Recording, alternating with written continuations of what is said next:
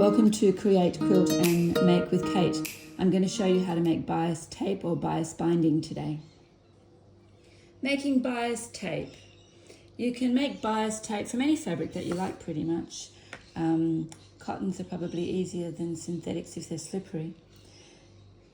And you have to cut it on the bias.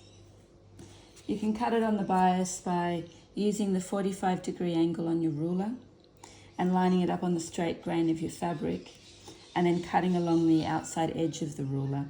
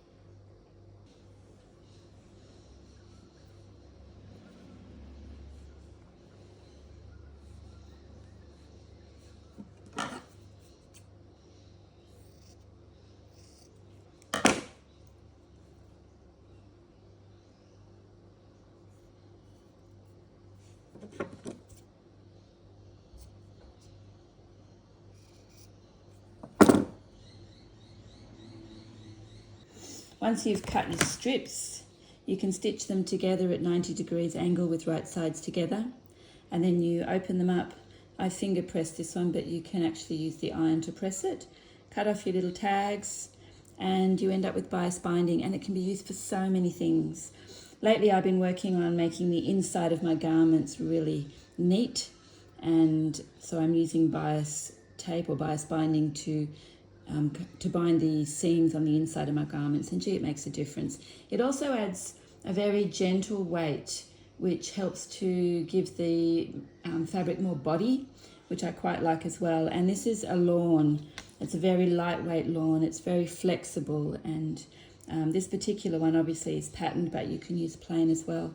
And I get a lot of pleasure looking at the inside of my garment when I'm maintaining it, ironing it, washing it, or even just putting it on to see the pretty things on the inside. Once you've made the bias binding, you can iron it into a single fold, and if you want to do a double fold bias binding, you can fold it again into the center on both sides and then fold it in half, and that will make a double fold bias binding or bias tape. There's also a little metal device that you can buy, a bias tape maker, and they come in different sizes, and you obviously cut the width of the bias binding to suit the little device that you use. This one has been cut at 1.5 inches, but you can make different widths depending on what you're using it for. But I find it just as easy to iron by hand, and it actually doesn't take very long. When I do it, I usually make quite a bit at a time. You can see these are others that I've made, and I just store them on card, and I just wrap them flat around card, and I use a pin. In this case, it looks like I haven't pinned it. I've just tucked it under somewhere to hold it. This one here is a navy blue. There's a little bit of black left over, and I just wind them around card to hold them flat. Here's an example of using it. So I made this scissor case a few months ago, and you can actually see the making of a similar one to this on my YouTube channel if you go and have a look. and that's Create, Quilt and Make with Kate. And bias binding has been used around the edge. So you sew it on the right side, turn it over to the back, and you can see I've just stitched it down here. You could stitch it by hand, and you could have even made it a little narrower perhaps if you wanted to. But having the folded edge means that you don't have raw edges sticking out. This is purely functional to keep my scissors safe, so I just pop my scissors into the case and they have a little snap on it. But that's a use of the bias binding. And I was talking about finishing seams as well. This is a dress that I finished yesterday, made from a pattern from a company called Pattern Emporium. If you haven't discovered Pattern Emporium yet, they make amazing patterns. And this is the Field of Dreams dress in the long mini length. And you can see this is the bottom tier of the dress, so this is the hemline. And I've actually bound these seams on the inside, and where the tier joins on to the rest of the dress, I've bound it here. And all the way through this here, this is the waistline seam, and I've bound it as well. And it's been lined in the same fabric, the lawn. So it makes it really nice and neat. And hand finishing on your garments really improves the quality of them. So machine stitching is good and it's nice and fast, but don't be afraid to take a little bit of extra time, especially if you're making a garment that you want to wear for a long time. So maybe it might take a few minutes longer or even an hour longer to finish, but it will last longer and it's so much more enjoyable to maintain and wear. It just looks beautiful on the inside as well. So bias tape has lots of uses.